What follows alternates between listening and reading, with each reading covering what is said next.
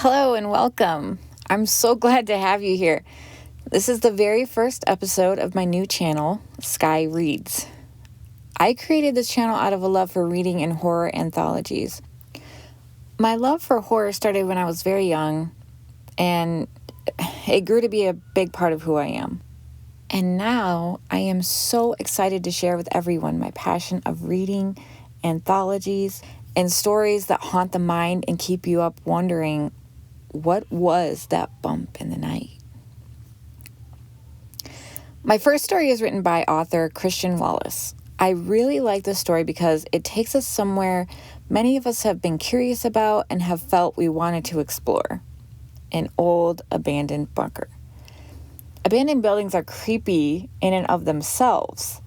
They make us think about long forgotten pasts, what used to be, but also what might now be hiding just beyond that old broken down door.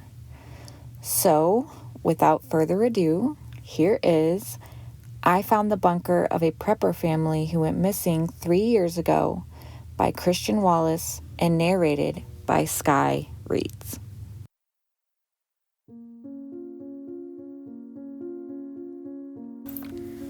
Dr. Daniel Vance was a smart man. Too smart for his own good, maybe. 40 years old, a lecturer in fluid dynamics with a mind made of shapes and numbers. No one knows why, but one day, on a whim, he crunched the numbers on the apocalypse and came to a troubling conclusion. He didn't share exactly what it was he deduced, but given that he immediately quit his job and liquidated his many assets, it's fair to say it wasn't positive. Swept up in the wake of this tremendous upheaval was his wife, a 24-year-old PhD student who had grown infatuated with Daniel some time before. She loved the strange bear of a man who could just as easily build a log cabin as he could explain the idiosyncrasies of an asteroid's orbit. Speaking to Daniel always left you with the profound impression he was right. So, when he told her what he wanted to do, she agreed. 15 years and 5 children later, the Vances were living in the distant woods just beyond my hometown. They were enigmatic, richer than the Pope, and extremely serious about their prepper lifestyle. But they were also funny, easygoing, and incredibly compelling to speak to. Larger-than-life survivalists who swept into town with bizarre requests that thrilled local businesses. Vast quantities of cement, iron, lead, and steel were all shipped through the remote mountains so that the Vances could build their shelter. The advanced methods they used to keep it secret were legendary. Daniel had once spent 6 months earning the license necessary to drive HGVs up to his compound so that no one else would lay eyes on it. And on one occasion, when a company had refused his request for a GPS tracker-free vehicles, he bought them out wholesale so that they had no choice. So, when they stopped appearing in town during the pandemic, when requests for food and goods stopped and all contact was dropped, most attributed it to lockdown. They had a bunker and had spent their entire lives training to be self-sufficient in the face of a civilization's collapse. Even Alexander, the youngest at just 3, was already collecting firewood as a chore and learning what local plants were edible. Most of us just assumed that if anyone could ride out COVID without breaking a sweat, it would be the Vances. The reality turned out to be something else. When the worst came to light, we discovered that Daniel had used the pandemic as an excuse for a dry run. The family intended to spend 6 months in lockdown and essentially beta test their fallout bunker. 3 months in, and the sheriff received a distress call on the radio. Coordinates were provided by the hushed voice of a sobbing child that most assume was Alexander, even though that's never been proven. The police arrived and found the bunker still sealed. It took hours for emergency responders to cut into the door. All the while, efforts were made to contact the family, but to no avail. Once inside, police were left dumbfounded. There was no one to be rescued. No bodies, no survivors. There was evidence the door's locking mechanism had failed and trapped the Vances inside with no way out, but If so, where had they gone? Beds and cots lay everywhere with moldering yellow sheets, buckets close to hand with stains all around them. Some doors were barred, others smashed to pieces. There was even evidence of makeshift quarantines and, in places, what looks like violence.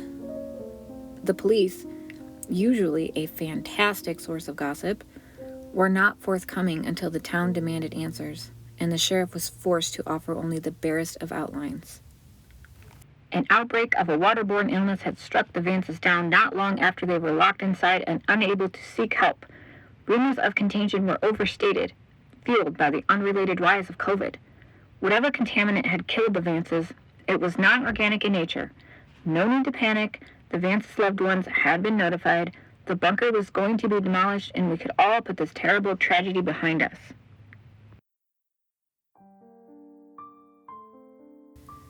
Of course, we still had questions.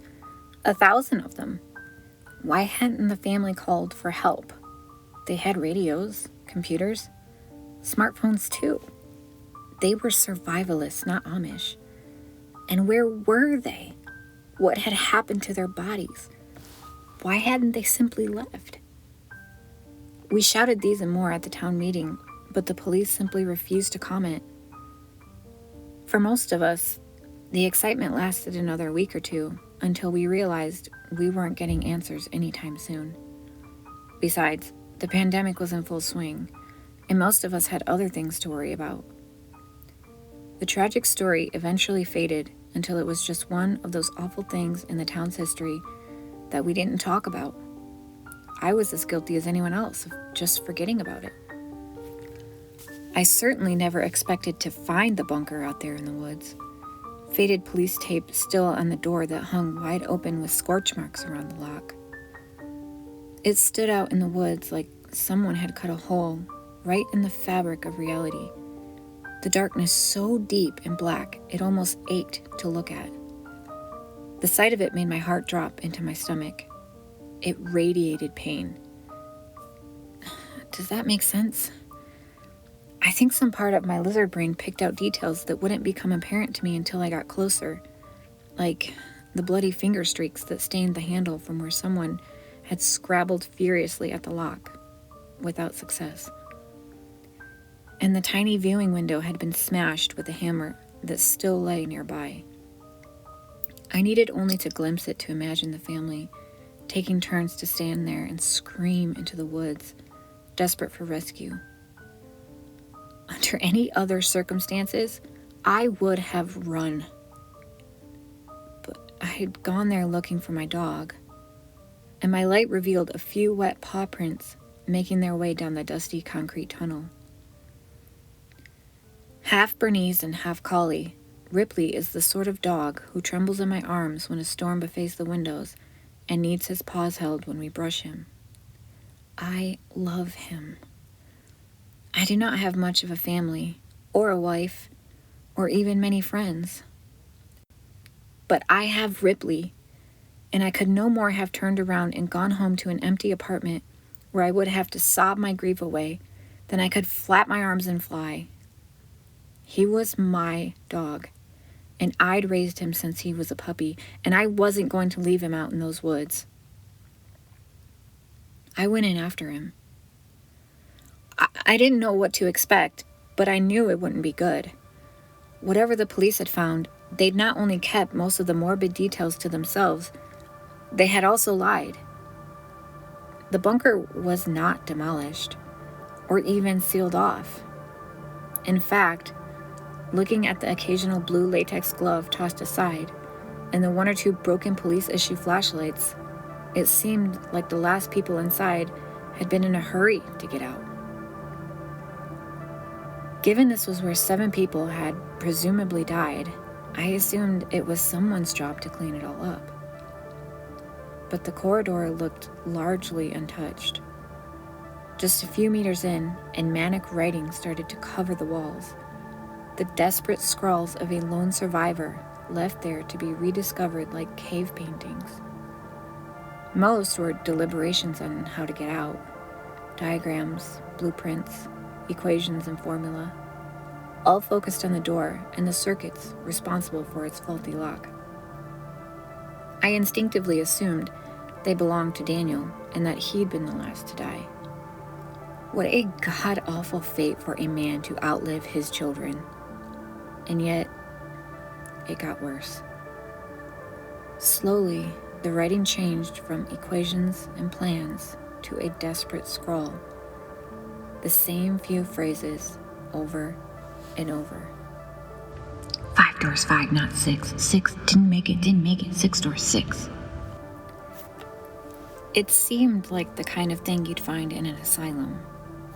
A psychotic rambling punctuated only by 6 paragraphs right at the end.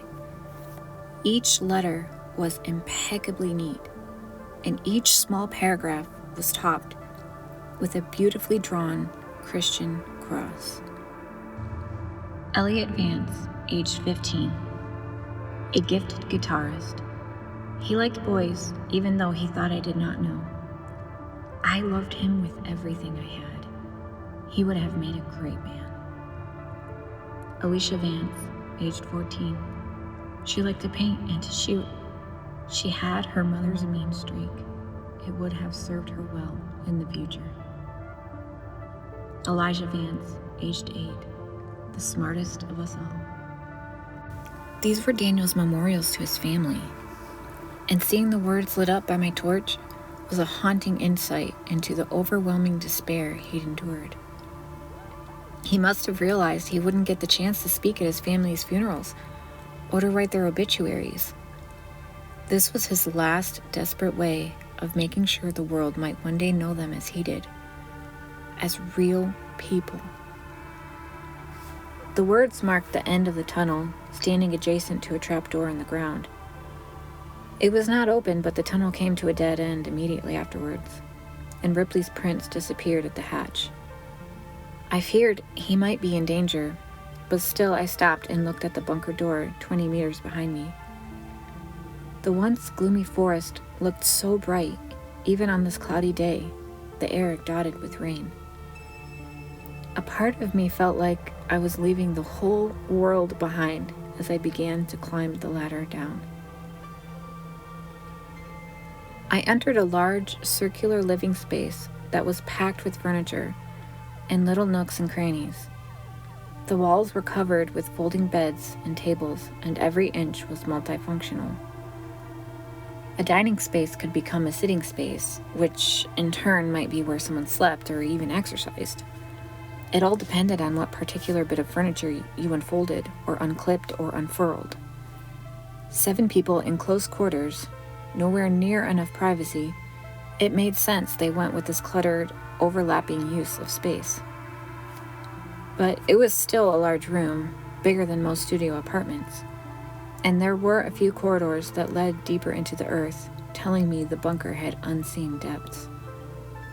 I looked for some sign of my dog, and soon found his trail, but this far from the rainy copse, Ripley's prints were starting to fade. After barely a few meters, they petered out, vaguely, in the direction of a nearby door. I wanted to follow, but stopped myself from rushing onwards. It was unlikely Ripley was getting out any other way, and I'd do us no good getting hurt myself. I decided to take a look around and quickly spotted a dinner table. If I needed proof the police had not bothered with the cleanup, this was it. The plates were still out, the food rotten to a strange, blackened husk. A child's hat lay across one place setting. The once creamy fleece turned a sickly green and yellow. The chairs had their backs reinforced with wooden beams fitted with long grooves so that something the width of a nail could slide into them. And on each of the cushions were foul-smelling stains that looked oddly like an ass print. I touched one with gloved hands, and the material crackled audibly. Whatever it was, similar stains were in the cutlery and plates, and there were even handprints of it placed firmly on the tablecloth. At first I thought it was blood, but that wasn't quite right. It was too contained to be from leaking blood. On the back of one of the chairs, a stain tapered exactly where a woman's waist would be, like a near-perfect silhouette. I shivered as I remembered that Miranda Vance had always been a slim woman and wondered how she had left her imprint on the gray fabric. Using my torch, I saw that these stains repeated in the oddest of places. Yes, there were some on beds and blankets, and even patches of plain floor, exactly like you might expect in a room full of sick people. But why did one stain on the floor bear such a strong resemblance to a child huddled in the fetal position? And why was the same stuff all over the TV remote and on books on shelves and board games too? Everything from sofa cushions to DVD boxes to piles of dirty laundry were covered in the same dried brownish material that gave off a foul, coppery miasma. I found the jigsaw particularly baffling. Someone had set up another table with 4 chairs, all modified with the same back support as those by the dinner table. And a jigsaw had been laid out with 4 separate piles, but only one was depleted. The rest looked largely untouched, almost like someone had portioned out pieces for 3 other people who had absolutely no interest in going along with it. Maybe Daniel had tried to keep up morale while the family were sick. God help me, if that were true, I couldn't help but imagine the poor man sat there with his loved ones close to death, desperately trying to encourage them to click their own pieces into place while they faded in and out of consciousness. Something about that room emanated madness, and the longer I stayed down there, flicking the bright disk of light of my torch from one detail to another, the more I wanted to leave. One door had wooden beams nailed across it. One sofa had been partially disassembled. Multiple beds had been burned, and all the light bulbs had been removed and put in a box on the kitchen countertop. Looking up at the ceiling, I finally had some insight into why the police were so confident the Vances had not survived, despite never finding their bodies. Someone had jammed a human finger into one of the empty sockets, almost like they'd expected it to glow with the flick of a switch. What was it about this place that had caused the police to leave and never return? Not to even take that finger and test it for signs of illness, or even just to confirm who it belonged to. I decided it was time to hurry up and find my dog. People had died in that place, and while I'm not superstitious, I can't be the only skeptic who has done the calculations in his head and realized it costs nothing to be respectful of ghosts. That bunker was cramped, terrifying, and the air stank so bad I started to worry I'd get sick myself. It served no one any good to linger, but I'd be damned if I'd just walk away and leave Ripley to rot down there. It's not like he could climb a ladder and get out on his own, even if I wasn't entirely sure how he'd gotten down there in the first place. Summoning what little bravery I had left, I called out and broke the silence, something which felt like a terrible taboo in that god-awful place, like screaming in a graveyard. Ripley! I waited and hoped to hell I'd hear the pitter-patter of his paws, but for the longest of moments, there was only the kind of silence that makes you wonder if someone or something in the darkness is holding its breath, trying to look like just another patch of nothing, biding its time until you finally turn around and show it your back. The TV came on with a blurt of white noise that was so loud and so sudden I cried, threw my arms up, and nearly fell backwards onto a rolled-out sleeping bag that looked like it had spent a week in the sewer. By the time I realized what had caused the noise, I could already hear a tinny rendition of Daniel Vance's voice. I realize the issue here. I need to emphasize just how little I understand anything that's... I frowned at the screen as I approached. It showed a greenish infrared view of the bunker with Daniel up front and the dinner table behind him. It was grainy and hard to see, but I could clearly tell that his family were sitting in those chairs. Miranda was the first to fall ill. Looking back, it makes perfect sense. Miranda often went into storage to fetch food for cooking, and we found it behind one of the refrigerators. So that's... shit! One of the figures in the background slumped onto the table with a loud clank and sent a plate spinning off onto the ground. Shit. Daniel muttered as he got up and grabbed the woman by the shoulders and sat her upright. Miranda never did like my cooking. He snorted a laugh as he fussed with something at the back of the chair. The rods are much better than tape. All those hours spent taping them upright to the chairs never worked.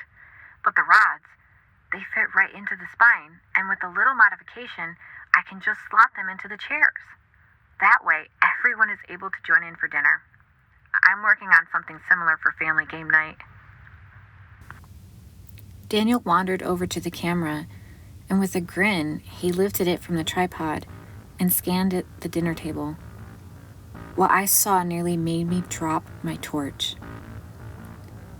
His family were long dead. Gaunt faces, missing noses, lips that had receded to reveal awful grins. These were corpses, plain as day, even when viewed through such a low-resolution image.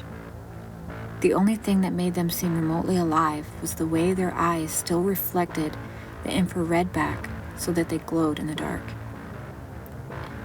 And yet Daniel seemed oblivious to it all. He tousled Elliot's hair, kissed his wife on the cheek, run a hand across one young girl's shoulder. He even picked the young Alexander up from his high chair, and I assume he coddled him. I don't know for sure because I looked away, unwilling to see the poor boy up close. Eyes averted from the screen, I couldn't help but pan my torch across to that same dinner table and shiver as I finally realized what all those stains were. Not quite blood, but close. Liquefying flesh. Left alone for months, Daniel had not put his family's bodies to rest. Instead, he had moved them around from place to place and puppeted them, living life as if nothing had really changed. Looking at where those stains had settled, I saw a clear pattern emerge. He had put them to bed. He had set them dinner. He had propped them up to watch TV or gave them their favorite books. They even sat there as lifeless husks while Daniel waited for them to complete a fucking jigsaw. The idea horrified me to my core. Back to work. It's obviously not part of the original designs. No room on the other side, not on the blueprints. Elliot didn't believe me, and why would he? I made every inch of this place, but I did not install that door in storage on the bottom level. I checked the cameras, and some of the photos I took during the build in the wall is just blank. But the door is there now, and it must lead somewhere. I don't know when or why it opens, but it does, and the next time, I will be ready. Because I have to know what's on the other side, and why it did this to us. Alone down here, often all asleep at once. Anything could have slit our throats and been done with it, but it didn't. It took its time, and I have to know why. It took our radios and computers and phones, one by one. None of us noticing until it was far too late. I kept telling the kids they needed to take better care of their things, and even as they complained, I just assumed the phones were lying behind some shelf. Where else could they go in a locked bunker? But it wasn't the children at all.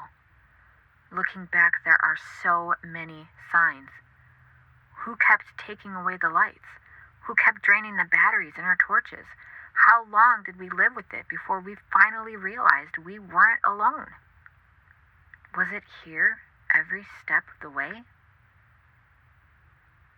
A door out of nothing that leads to nowhere, at least most of the time. Because I know for a fact it does not always open onto a blank wall. There is something behind it. I can hear it shuffling around in there. Wet breath rattling in its lungs. A horrible sound I hear roaming these halls when it thinks I'm asleep. I listened to Daniel, fascinated by this strangely compelling rant, when movement caught my eye. An infrared camera running in the dark, its image a roiling mess of uniform noise.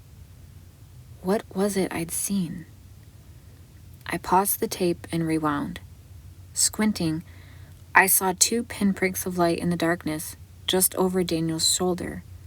Slowly, the image resolved itself in my mind. I knew what I was seeing, and it turned my blood to ice. Miranda Vance had turned her head, and her lifeless eyes glowed as she fixed them on the back of Daniel's head. Not even any point leaving at this stage. That door is giving off enough radiation to kill a family of 7.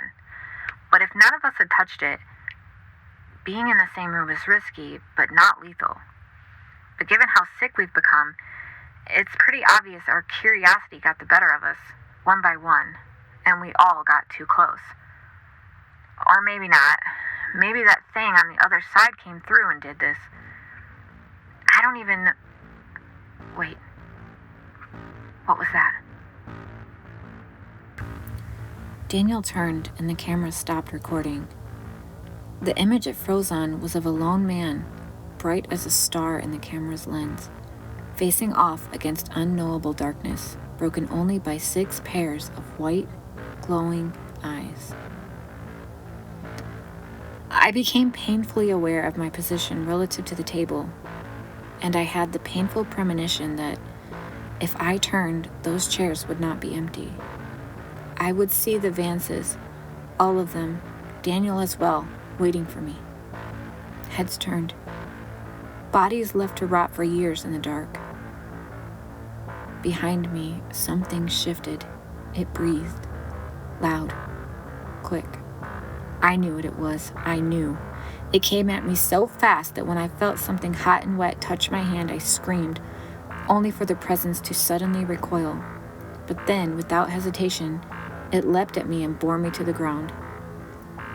I wept as Ripley licked my face. He was shivering and, worst of all, silent, which was not normal. He was not a quiet dog, not when greeting me, and not when excited like he was now. But whatever he'd seen down here, he clung to me and dug his paws into my shoulders like he wanted to be cradled over the shoulder, something he has been too big to do for years. "Oh, you fucking idiot," I cooed in a soft whisper, and even in the dark I could feel his tail wagging. Joking aside, I felt nothing but relief at finding him. Let's get the hell out of here. I picked him up, straining a little under the weight, but refusing to give in to tired muscles, and made for the ladder. It wasn't easy climbing the 3 or 4 rungs to the hatch, but I managed it and gave the hatch a shove. First 1 hand, then 2. Again and again with everything I had, but still, that hatch refused to budge. "Shit!" I cried while pounding at it with my fists, but all I achieved was a sore wrist. The hatch had jammed when, somehow, the handle had been snapped clean off. Now I'd need a pair of pliers or something to cut through the metal bar, locking it shut. My fingers couldn't move, nor could I brute force the hatch open. The metal bar was 1 inch thick, and, at the very least, I'd need some tools to get at it from this side. At least it's fixable, I thought as I climbed back down and caught my breath. On one wall, I noticed a simple diagram of the bunker made in chalk. It had 3 floors. The bottom was storage. Daniel had mentioned that before, and I noticed that he had drawn through it a large red X, and the top floor was labeled quarters, where I stood now. But the middle floor was labeled workshops, and it was there I realized that I'd find what I needed. There was one door that opened onto a concrete stairwell, and standing at the top, I shone my light down the spiraling guardrails, unsure of what it was I hoped to see. There was only harsh shadows and the sense of something foul rising up on the air. A smell that tickled my throat and burned a little in my lungs. Had the police even gone down this far? Had they seen what I'd seen on that TV and just left? Somehow, I thought it was unlikely that it had been enough to send the entire sheriff's department running. So was it something else that had done it? Something that had been enough to terrify dozens of armed men. Something that was almost definitely down there. The door. I went down quietly. At first, I considered leaving Ripley behind, but after losing him the first time, I decided I'd rather risk it just to know that he was right next to me. Besides, he was being quieter than I was, and I didn't feel much like going down those stairs on my own. He accompanied me with only the quiet click-clack of his paws on concrete, a sound I found deeply comforting, as I barely managed to keep my torch from shaking in my hand and my breathing steady. Down one floor, and I found the workshop exactly as you might expect. A large space filled with generators and fuel and water tanks and boilers and heaters and pretty much anything and everything that you'd need to survive, but which you couldn't put outside due to fallout. Wires, pipes, and tubes ran from one end of the room to the other, and even years later, most of the machinery still hummed in the pitch-black emptiness, an idea I found deeply unsettling. Taking one look at that strange tangle of harsh shapes and industrial figures looming out of the walls and floor, I shivered and looked around, quickly finding a small area Daniel had cordoned off for his own use. About a fifth of the total floor space, there was a large workbench and some seriously high-end machining equipment, all very well used. Lathes, buzz saws, drills, belt sanders, welding torches, everything a man needed to do it himself. And Daniel had been busy. I'm not sure exactly what it was he'd been working, but there was an arm on the bench. It sat atop a pile of papers that had slowly turned brown over the years, until the whole thing looked like it had been soaked in tobacco spit. On the whiteboard was a faded but still visible diagram of what looked to me like a ball and socket joint.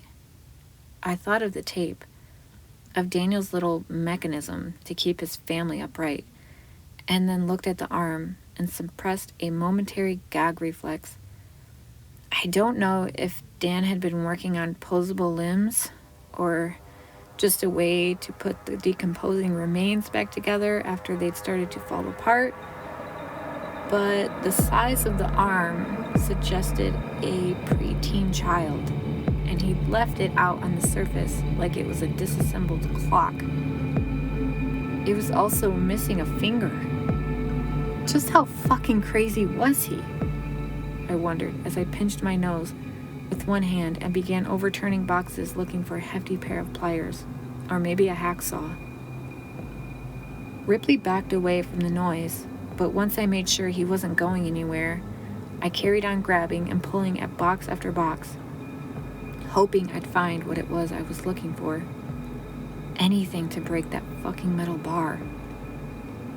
In the end, I managed to get a pair of bolt cutters, a crowbar, and a heavy-duty pair of pliers. One went in my pocket, one went down the back of my jeans, and the other was clutched in my fist, too large to be tucked away in my clothes. The bolt cutters felt hefty in my hand, which was a bit of comfort, but that feeling didn't last long. Something moved in the darkness, out there in the twisted jungle of shadows cast by all those pipes and wires that ran from one machine to the next. A figure moved, thin but unmistakably human in its outline. I couldn't help but remember what I'd seen on that tape. Surely it couldn't have been real. Maybe Daniel had rigged something up. Some fishing wire and a motor, maybe? The idea that those bodies had been moving on their own. I couldn't be sure of that, could I? It was a frightening idea. One my mind had latched onto out of sheer panic. That was all.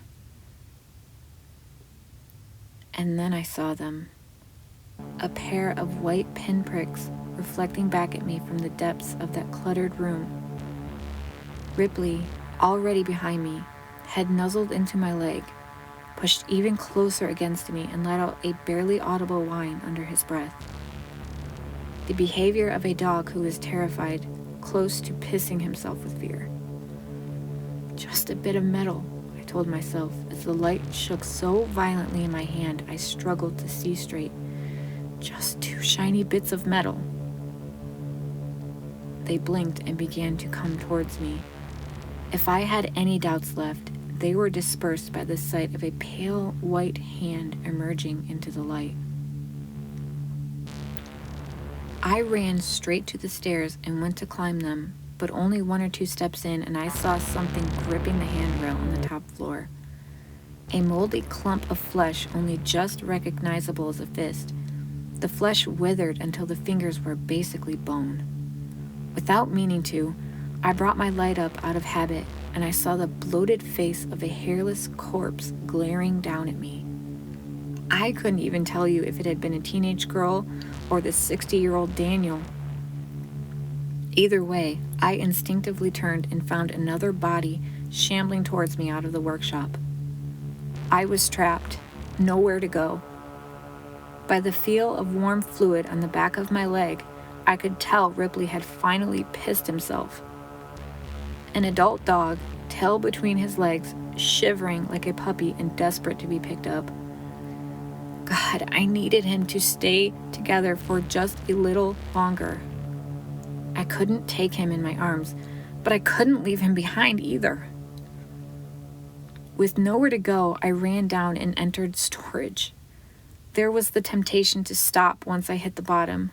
Down here, the air was thicker, and the sounds of my breathing were muted, somehow distant. But I only had to look back up to see 3 pairs of eyes glaring down at me. So without giving any of it much further thought, I barreled down the corridor and stumbled onto a door at random.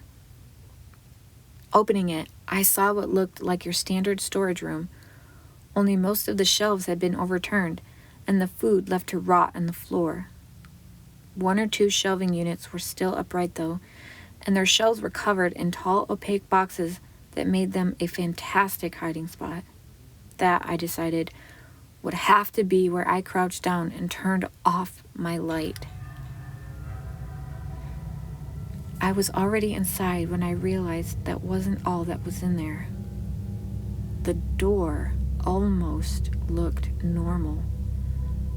I could see why Daniel must have been confused by it, because it looked a little bit like all the other doors down there.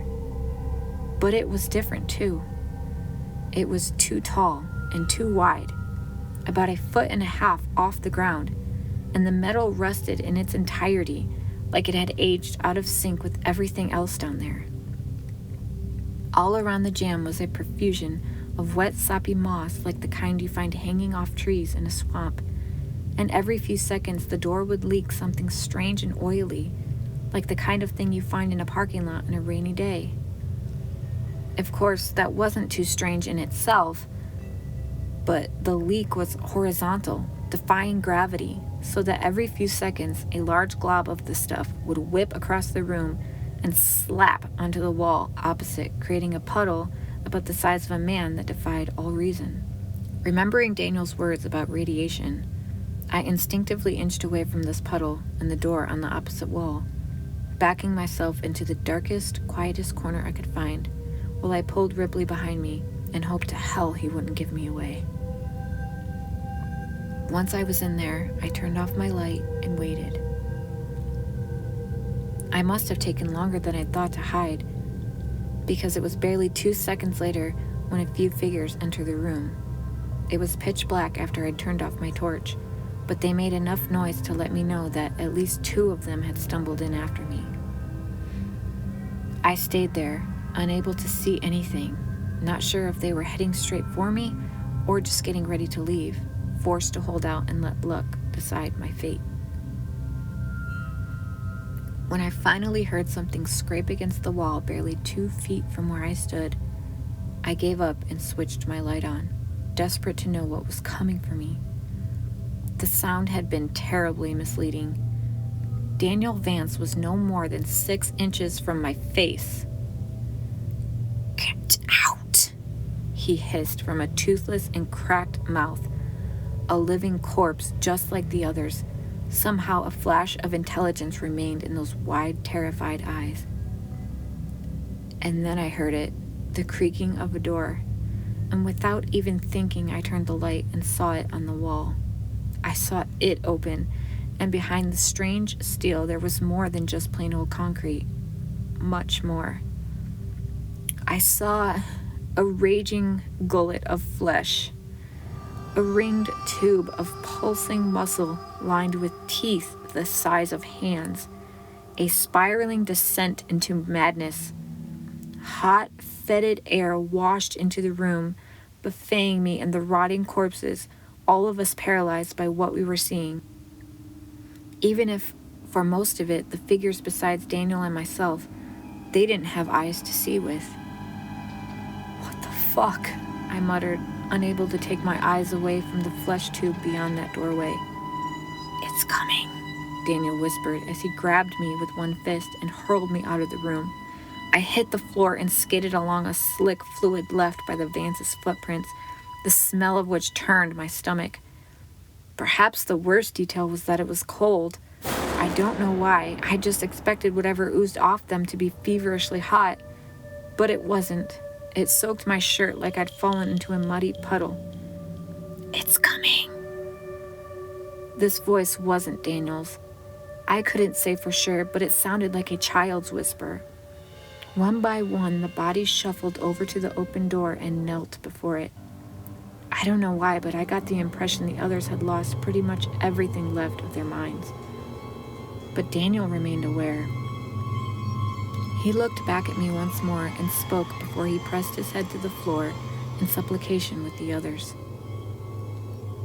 The only thing we did wrong was being here for it to torture. It didn't need a reason, just an opportunity. Leave. It won't let us go. It won't even let us die. And if it catches you, it won't let you go either. His forehead kissed the dirt. And then something reached through the door and gripped his head in its palm the way you or I might pick up an apple. In full panic, I ran over and grabbed my dog and the bolt cutters, and I ran like my legs were pistons. Machines whose signals of exhaustion and fatigue could not slow me down or cause me to fall. I had to move. I had to leave. The hand that had grabbed Daniel, the sight of it flushed my mind clean like some kind of enema. It hurt to see the image replay in my mind, but there was nothing else in my head echoing around except the sight of fingers with one too many knuckles and nails as large as smartphones. I reached the top floor and nearly collapsed from breathlessness, but I wouldn't let myself stay down for long. I crawled over to the ladder and climbed up and immediately went to work trying to cut the metal lock. It was hell with just one hand, the other clinging to the torch that I kept frantically pointing at the door behind me. And it wasn't long before I fumbled one too many times and dropped my only source of light. No. I mewed, but there was no time to look for it. I had to get out, and I had to get out fast. I couldn't see, but I was sure I could hear something climbing up those stairs. Not the steady thump-thump of human feet. No, this was different. This was a rapid pitter-patter of a spider, maybe. Something with hundreds of feet or hands, or God knows what, skittering along the floor and walls and ceiling, pulling itself along with a body whose mere shape would offend God. Using all my strength, I leaned hard on the bolt cutters, and at last the bolt gave. I threw the hatch open and got just enough ambient light to see Ripley hovering at the bottom of the ladder, growling ineffectually at the doorway. I crouched down, scooped him up, and fled up the ladder so quickly that my muscles turned to jelly at the top and I fell over onto my hands and knees. But still, I was out. The long corridor covered in writing was ahead of me, and at the very end a doorway capped now by the tired blue light of a full moon. Ripley needed no encouragement. He whipped down the corridor with canine speed, and I followed at a broken and stumbling crawl, eventually shouldering past the open door and collapsing onto the forest floor. For a few seconds, I drifted in and out of consciousness, But when I looked up and saw the canopy overhead moving, the branches backlit by a full moon, I snapped awake and glared down at something gripping my ankle. The hand had reached out of the dark and seized me and was slowly dragging me back into the earth below. Whatever it was, most of its body lurked out of sight in the shadows behind the doorway. But the hand that crushed my leg was the size of my torso with an arm that looked like it belonged to a mole rat. I struck it with my own fist. I dug my nails in. I cried and kicked and screamed, but nothing could stop it. From behind the door, something like a face grinned and leered at me with joy. It was taking its time, sure enough, pulling me in so slowly that it gave my mind all the time in the world to appreciate the nightmare that awaited me. I think if, in that moment, you'd given me a gun, I would have shot myself because, God help me, I couldn't escape the look in Daniel's eyes, how he'd knelt to worship this thing like a man who knew that hope or pride or joy or anything with a hint of goodness to it was so far out of reach for him it might as well be a dream. How long was this thing going to keep them down there? How long did it intend to keep me? I wept like a child, feeling like my mind was slowly cracking as I tried everything to stop that fucking pulling me into the shadows. I kicked at the earth. I dug into it using my hands looking for a root or a pipe or anything to hold on to. Nothing I did would slow it down. I was no more than a foot from the doorway when Ripley appeared. A dog afraid of hoovers and plastic bags and doors that move on their own. A dog who once got stared down by a particularly feisty rabbit who stopped mid-chase and turned around, baffling the predator on its tail. A dog you couldn't even watch scary movies around. And he lunged at that arm like he was a wolf, like he'd always been one. And while he didn't quite break the skin, the pressure was enough to make the thing's grip weaken, and I slid my leg out. Unable to stand, I knelt and grabbed the dog and pulled as hard as I could, and now that fucking thing bled at last as the pressure of the jaws and the sliding teeth ripped into its flesh. Together, at last, Ripley and I were let go and sent rolling backwards, head over heels. I wasted no time waiting or looking or processing. I heaved my dog to my chest and crawled until I passed out, making it maybe half a kilometer away. Only when I could no longer see the door did I let myself fall to the ground face first and gave up consciousness. The doctor said I had pneumonia, which I suppose made some kind of sense. I might have even believed them were it not for the sheriff's visit, asking strange questions of me as I lay in bed about what I may or may not have seen. I dismissed them to the best of my ability. I wasn't interested in chasing that particular nightmare down, figuring out if it had been real or not, at least not while I lay there, half drowning in my own infection. To be fair, I had at least some sympathy for why the police had done so little to seal that place off. I have, on occasion, thought about going and doing the job myself, but to this day I still have nightmares about being pulled into the dark beyond that door. Not just the bunker door, the one I narrowly avoided at the end, but the one below. What I saw was a kind of madness, I'm sure of it, and I often think of Daniel's words. It didn't need a reason, just an opportunity. Somehow, the Vances were that opportunity. Maybe they built their bunker on a ley line or a weak spot between dimensions, or even the site of former satanic rituals. I'm not sure it even matters. They went into the dark thinking it'd be a safe place to wait out the world's troubles, but something had been down there waiting for them. waiting for a chance to get at a family of 7 people, to lock them in and deprive them of escape, and slowly take from them everything it could. I've moved since then. Couldn't help it. It wasn't just the memories, you see. It was the shortwave radio I kept in my basement. Something my father passed on to me when I was just a girl. God, I'd forgotten about it, at least until I woke up one day to the sound of it blaring white noise down in the dark. And buried in that sound was the faint whispering of a man, his voice barely recognizable, but unmistakably his. Let them go, let them go, let them go, let them go, let them go, let them go, let them go, let them go.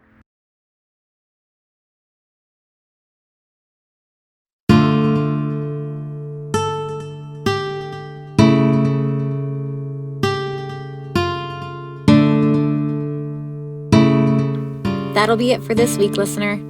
Once again, I'd like to thank you for joining me, and I look forward to reading for you next time. Take care, and until then,